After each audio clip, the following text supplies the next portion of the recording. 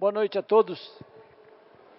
Queridos irmãos em Cristo, que Jesus nos abençoe nessa noite e que todos nós possamos receber tudo aquilo que viemos em busca. Nós vamos aqui para abrir os trabalhos, tentar fazer uma breve reflexão da lição do Evangelho do nosso Senhor Jesus Cristo, que é sempre um roteiro seguro para alcançarmos a nossa felicidade. Então, lá em Mateus 6, antes disso, uma pessoa chegada, lendo o Evangelho, falou assim para mim: ô Elvis, eu sempre tive dúvida nessa passagem, nessas palavras do Cristo. Onde estiver o seu coração, aí está o seu tesouro. Como que você vê isso? Eu falei, isso aí é bem complexo, profundo, um ensinamento de Jesus extraordinário. Vamos estudar junto, vamos tentar raciocinar junto, que vamos ver o que a gente aprende.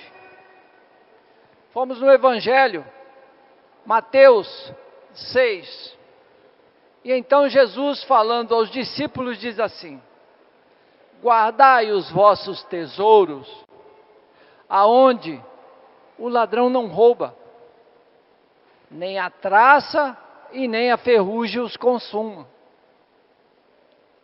Porque se guardardes o vosso tesouro, aonde o ladrão não rouba, a traça nem a ferrugem os consuma, você terá um tesouro no reino dos céus. Porque aonde estiver o seu tesouro, aí está o seu coração. Se nós fizéssemos assim, uma reflexão agora, e perguntarmos para nós mesmos: aonde será que está o meu tesouro agora? O que é a mais importante para mim?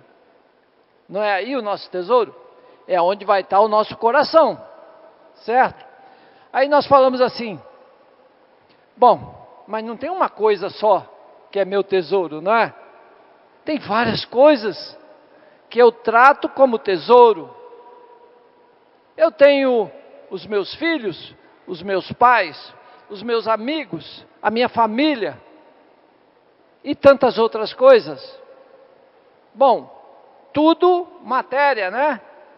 Tenho a minha casa, tenho o meu automóvel, são muito importantes para mim, porque eles fazem parte da minha vida, são os meus tesouros. Mas o tesouro guardado lá no céu é aquele que nós construímos e que o ladrão não rouba, nem a traça, nem a ferrugem consome. Meu filho, meus filhos, são nossos, não é? São, mas nem tanto. São empréstimos de Deus. Antes de eles virem para nós, Deus nos chama e fala assim: eu tenho aqui um espírito que é meu filho, e eu vou incumbi-los de vocês direcioná-lo e fazer dele um homem de bem. É assim que nós recebemos nossos filhos. Você vai dar a vida por ele, mas às vezes nós retrucamos: mas Senhor, mas eu não quero agora. Eu não quero agora, Senhor, eu não tenho condições. Você não confia em mim? Esse é meu filho, e eu sou seu pai. Você acha que eu não tenho condições de lhe dar condições para você receber este meu filho, que estou te chamando para participar comigo no crescimento dele? Olha que honra! Nós já vemos diferente a coisa, não é? Desse jeito. É uma honra. É ali vai estar o nosso coração, o nosso tesouro, a quem daremos a vida. Às vezes nós falamos assim, mas eu conheço esse seu filho? Ele falou assim, acho que você conhece. Eu posso saber quem é? Aí Deus fala assim, pode. Aí nos apresenta aquela criatura que já convivemos no passado e que não fizemos boas coisas junto. Tinha uma rixa, um mal-estar. E então nós falamos assim, pô Senhor, mas logo esse? É esse. Não, Senhor, esse aí eu não quero. Essa pessoa já me fez mal, já fez isso, já fez aquilo. Tá bom. Mas você quer dizer, você quer relembrar o que você também fez a ele? Vou te mostrar um pouquinho. Mostrou. Não, Senhor, tudo bem. Tudo bem. Meu filho, eu vou te dar o esquecimento do passado, para você aprender a amá-lo, e fazer com que ele cresça, e você também. Aí deve estar o seu coração, o seu tesouro, e você vai colaborar comigo, porque o que eu quero é que ele cresça, e que você também cresça. Vocês, aí nós vemos muito comumente, nós voltamos, não é? Por isso que é muito triste a pessoa que abandona os filhos. Por quê? Porque ele simplesmente se desvinculou daquela incumbência, daquele compromisso que ele fez com o pai.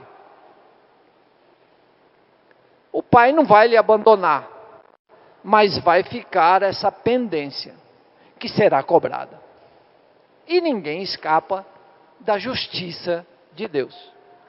Ele dá tudo, mas ele cobra tudo que foi combinado e que não foi praticado. Deus é amor, mas ele é justiça. E ele cobra, como Jesus disse, até o último ceitil. Bom,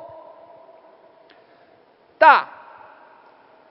Nós viemos, estamos com o nosso coração cuidando da nossa família. Aí está o nosso coração, o nosso tesouro. E às vezes nós vamos encontrando outros tesouros, os tesouros da matéria que nos encantam, e que às vezes vai sendo o tesouro principal, e que nos faz esquecer do real tesouro, que é a nossa incumbência, aquilo que nós programamos com Deus para realizarmos, e vamos pouco a pouco nos afastando. Uns, como dizia Jesus, um foi para os seus campos, outro foi tirar férias na sua morada de confortos, outros foram para as suas vinhas e esqueceram da festa. Vão esquecendo do tesouro. E vamos então preocupados em ter o tesouro material, aquele que nos dá status, que faz com que nós tenhamos os melhores confortos, que não é proibido. Deus permite tudo, mas temos que ter o equilíbrio para não esquecermos do nosso tesouro real. Tem pessoas que estão com as contas cheias, com os cofres lotados, tem tudo que uma pessoa que não tem o que ele tem, diria assim, isso é que é vida, mas não aguentaria aquela vida. Porque essa pessoa que tem tudo, é infeliz. Ela está triste. Por quê? Quase sempre mudou o tesouro. Procurou só conquistar o tesouro que foge, que o ladrão rouba, que a traça consome junto com a ferrugem. O tesouro da matéria. Às vezes abandonamos combinados com Deus, com a nossa mediunidade, com o trabalho no bem, com a espiritualidade, e por isso desviamos o nosso tesouro. Caímos nas ciladas da vida, que nos chama normalmente ao prazer, que são os vícios, da mais variada forma. E passam então os nossos vícios a serem os nossos tesouros. Por quê? Porque eles são as coisas mais importantes para nós no momento. Por ele, nós deixamos, não tem problema, nos desvinculamos da família, das pessoas, dos amigos. Nós queremos é aquele prazer. Nós queremos é aquele conforto, que se dane o resto. E isso trabalha em nós o quê? Ajuda a arraigar cada vez mais o egoísmo que já é nato em nós. O que nós deveríamos eliminar, nós aprofundamos as raízes, mudando o nosso tesouro. E então, quase sempre, levamos as rasteiras que o mundo nos dá, tirando aquilo que mais gostamos, e aí então perdemos o sentido da vida. Por quê? Por que perdemos o sentido da vida? Porque o ladrão roubou aquilo que eu achava que era mais importante, e que era um tesouro ilusório, que eu acumulei, que eu conquistei, e que era falso. Aí a tristeza, o desânimo, por que não a depressão, a perda da vontade de viver. Como se morrêssemos, fosse mudar tudo, e não muda nada. E às vezes muitos mais desiludidos ainda, chegam a tirar a própria vida. Porque a dor acha que esta é uma saída, mas simplesmente se afastou da espiritualidade, se afastou de Deus. Nós nos afastamos tanto que às vezes a dor é uma bênção. A dor é a mestra que nos traz de volta ao compromisso, para verificarmos qual realmente é o nosso tesouro.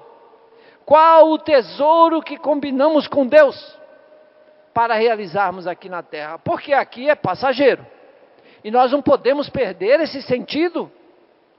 Mas nós vivemos aqui acumulando o tesouro como se ele fosse viver para a eternidade. Nem nós vamos. Os tesouros daqui vão trocar de mãos. E trocam de mãos. E vão sempre para as mãos daquele que tem que viver a experiência com aqueles tesouros. Quase sempre tirando lições profundas. E então, exercendo a justiça de Deus, as coisas vão se compensando e se organizando no devido lugar. Porque Deus é perfeito, justo e nos ama a todos. Quando a dor nos visita, para nos chamar a atenção quanto ao nosso tesouro, aonde está o nosso coração, aí então nós reclamamos e vamos procurar alternativas.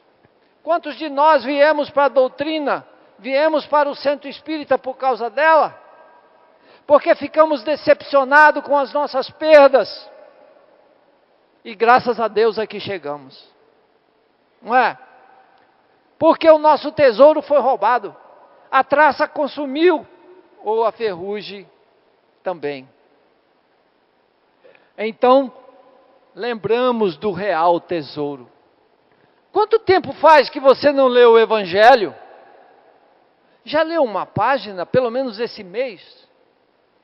Já refletiu um pouquinho sobre uma lição simples?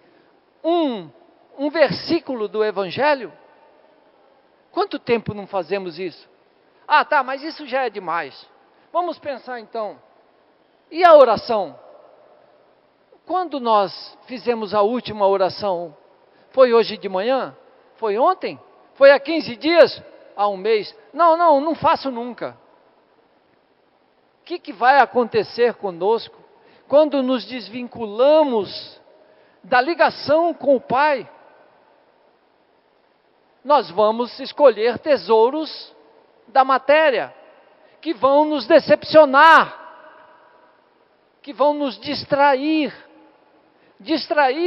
porque o tempo nosso aqui na Terra é tão rápido, mas como que eu me distraí, era para ter feito tudo diferente, já acabou, vem para cá meu filho, vamos acertar as contas, e nós temos que nos apresentar com o que fizemos, e não vai ter jeito de enganar.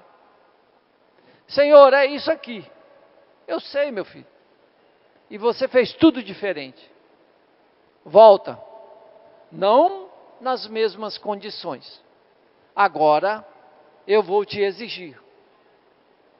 Vai ser um pouquinho mais puxado. E assim nós voltamos. Graças a Deus. Eu vou esquecer tudo. Os meus erros. Mas cuidado. Porque você pode ir esquecendo, seguir pelo mesmo caminho que é o comum acontecer com todos nós. Que coisa, né? Parece mas as oportunidades são iguais para todos. O objetivo, acertarmos.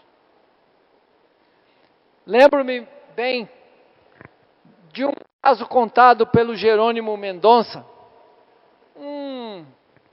um espírita tetraplégico que eu sempre gosto de citar, porque ele, aos 17 anos, ele sofreu uma artrite reumatoide, foi definhando e teve que encarar uma cadeira de roda e logo em seguida uma cama ortopédica, porque ele se tornou tetraplégico.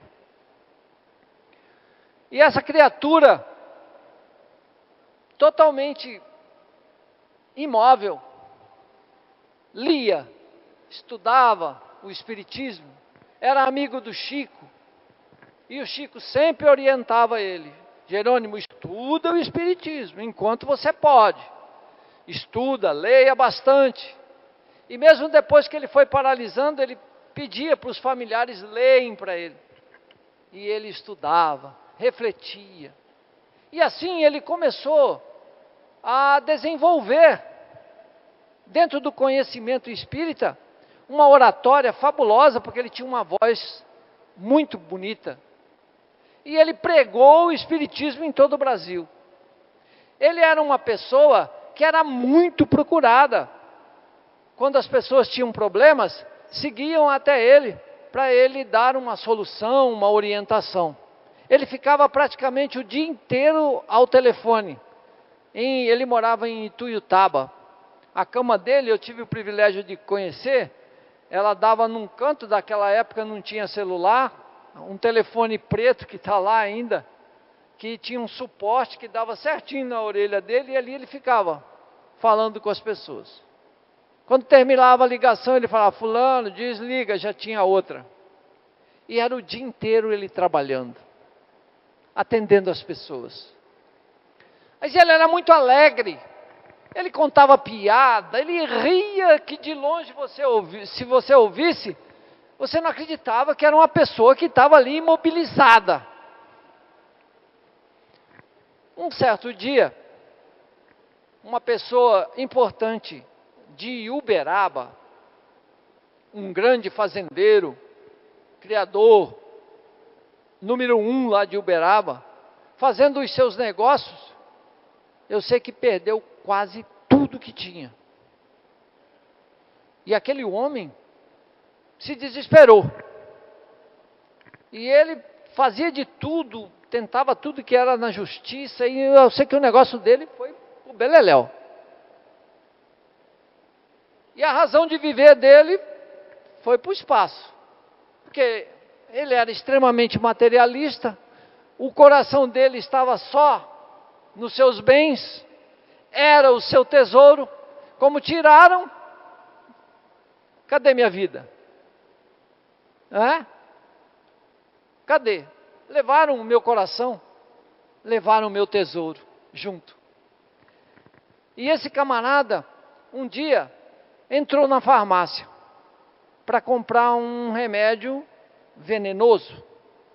E sorte dele, tinha uma pessoa lá, que o admirava e conhecia ele. Não tinha muito contato, mas essa pessoa estava lá. E ficou meio de perto, porque ele não chegava nem mais ver as pessoas. Aquela ideia fixa, você sabe quando a pessoa fica passada assim? Ele entrou lá, pediu o remédio, o farmacêutico atendeu, botou o remédio, o outro olhou, falou, esse cara está mal intencionado. Sabia de tudo o que aconteceu, e então se aproximou e disse, fulano, ele já tinha acertado, fulano, oi, eu sou fulano de tal, lembra de mim? Claro, lembro sim, tal, lelele, então, fiquei sabendo do seu caso, aí ele, não sei o quê. Cara, você me desculpe a invasão, mas eu gostaria de te pedir algo. Ele falou assim, mas eu não tenho condições de atender você em nada. Ele falou assim, tem sim. Tem sim. E o que eu vou te pedir não é para mim, é para você. Eu sei das suas intenções, mas não faz isso agora não. Não vale a pena você fazer agora. Eu não tenho direito de interferir na sua decisão, principalmente de tirar a própria vida. Mas como que você sabe disso? Eu sei. E não adianta você me mentir. Eu vou te dar esse endereço aqui, ó. É nosso vizinho, em Tuiutaba, você conhece. Vai lá, antes de você tomar essa decisão, e fala com o Jerônimo Mendonça. O endereço é esse aqui, ó. Deu o endereço da casa dele. E ele chegou lá numa sexta-feira. O Jerônimo pensa, ele era totalmente, mas ele não parava em casa, viajando nos vizinhos, e tinha encontro o dia inteiro com pessoas, com jovens. E eu sei que ele chegou na casa do Jerônimo, bateu palma, a irmã foi atender, o Jerônimo, seu Jerônimo, eu posso falar com ele? Falou, não, ele não está aqui, ele está numa casa aqui próximo, tem um encontro com jovens lá e tal. Ele falou, tem condições de eu ir lá e falar com ele? Ela falou, sim, tem sim. O pessoal mineiro é simples, né? Falou, olha, você vai aqui, pega aquela rua ali, na terceira casa. Ele falou, tá bom. E foi. Chegando lá, ele parou na frente e estava aquele burburinho. Uma risada altíssima e uma voz bem forte que contava as piadas. E aí, ele completamente entristecido, crítico. Lá de fora ele pensou com ele, falou assim, capaz que eu vou encontrar alguma coisa aqui. O pessoal está feliz da vida, não sabe o que é uma tristeza. E parece que essa pessoa que vai me atender é a que faz os outros rirem. Não tem condições de me ajudar. Então, quando ele já ia virando as costas, alguém apareceu. Pois não. Eu vim para falar com um certo Jerônimo Mendonça. Ele está aí? Tá, sim, senhor.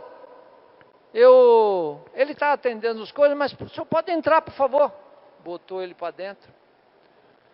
E ele falou, eu vou dirigir o senhor aqui, o senhor vai até lá. Chegou, estava uma porção de jovens, porque os jovens adoravam ele ajudou muitos a saírem até da droga, pregando e dando o seu exemplo.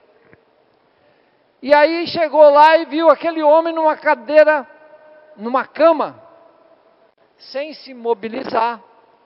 E 15 anos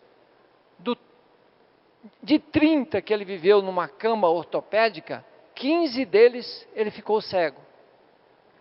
Nessa época, ele já estava cego. E então, esse homem chegou lá. E aí avisaram ele: Jerônimo, tem um senhor aí que veio de Uberaba para falar com você. Você pode atendê-lo? Sim, ele já está aqui. Já. Aí ele disse: pois não. Aí o homem, ainda com os jovens lá, falou assim: me indicaram o senhor para me orientar sobre um problema bem sério que eu estou tendo, mas pelo visto, acho que o senhor não vai conseguir, porque eu estou vendo que o senhor está sorrindo muito, o senhor não conhece uma tristeza real. Ele nem observou a situação da criatura que estava ali, completamente, paralisada, cega, e ele não notou nada. É o egoísmo extremo nosso, A nossa dor é maior que todas. E a gente acha que a nossa é a superior. Não consegue observar a dor do outro. É o egoísmo. E então, ele falou assim: sim, mas quem sabe? Eu sozinho não posso nada, mas quem sabe Deus pode me ajudar. Isso meio que deu uma balançada nele, aquela palavra humilde. Ele falou: senhor, aguarda só um pouquinho, eu vou pedir para os meus amigos jovens aí, me darem um tempo para eu conversar em particular com o senhor. E os jovens já tudo, vão embora. Ele falou: pois não, o senhor pode contar a sua história. Ele falou: então, eu sou um homem que fui muito rico, tinha fazenda, minhas fazendas tinham até, eu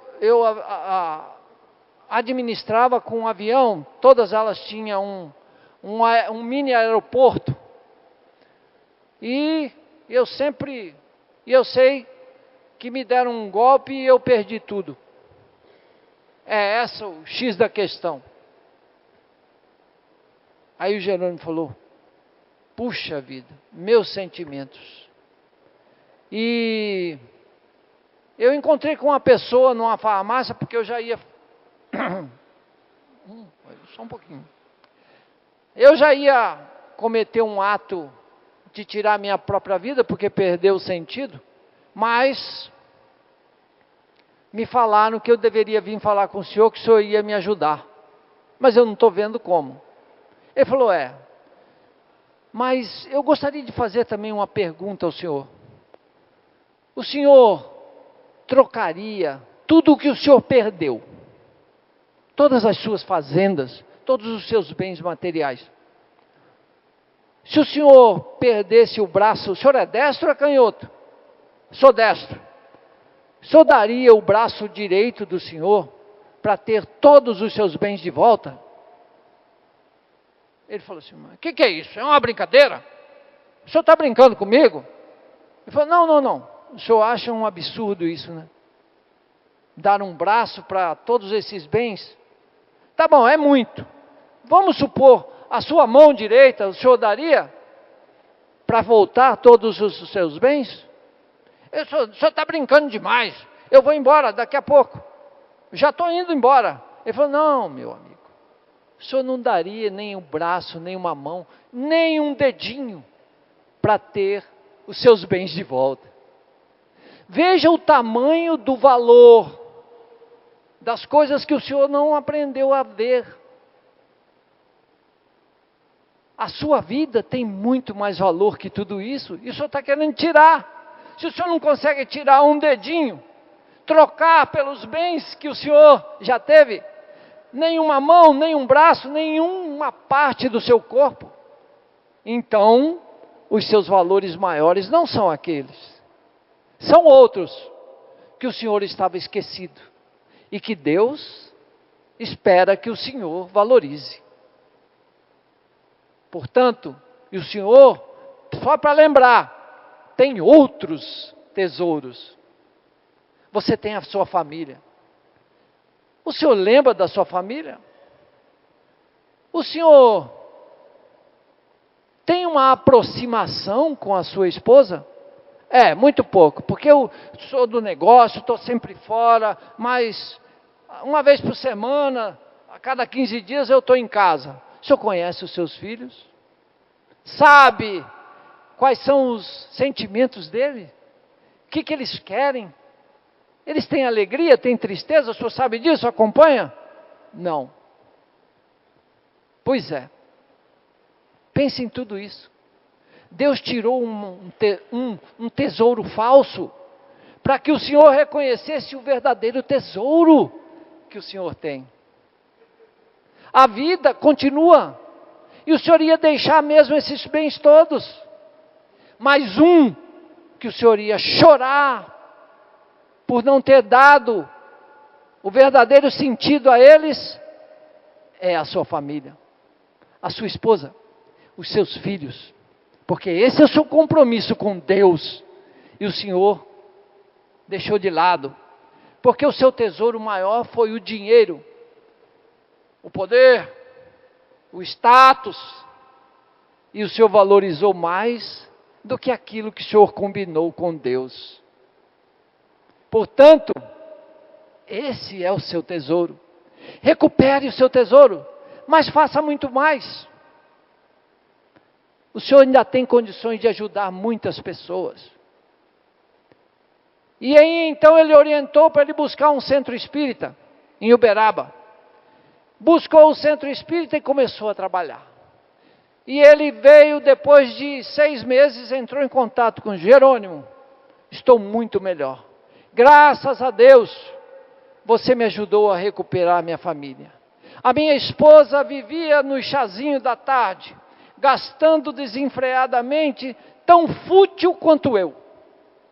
Também não dava atenção devida aos meus filhos e eles também eram fúteis. Mas agora que tudo acabou, o dinheiro, a futilidade, nós estamos voltando para os nossos verdadeiros compromissos. Estou trabalhando na casa espírita, faço parte do serviço social, damos sopa em tal lugar, atendemos uma periferia, levo os meus filhos, eles cortam cabelo, limpam a unha, catam piolho, e nós saímos de lá felizes como nunca fomos. E hoje nós temos alegria em nosso coração, porque descobrimos o nosso verdadeiro tesouro e recuperamos a nossa parceria com Deus. E Ele não desistiu de nós, graças a Deus que Ele me ajudou a recuperar o meu verdadeiro tesouro. Passou mais 6 meses, ele liga para o Jerônimo: Jerônimo, consegui quase tudo de volta. E agora eu sei como administrar todo esse dinheiro que Deus devolveu para mim, que já era para eu estar fazendo. Mas precisava desse golpe para reconhecer o verdadeiro sentido da vida. Queridos irmãos, muito obrigado pela paciência de nos ouvir. Que Jesus nos abençoe, nos ampare e nos dê nesta noite tudo o que viemos em busca. Que assim seja. Graças a Deus. Obrigado, irmão.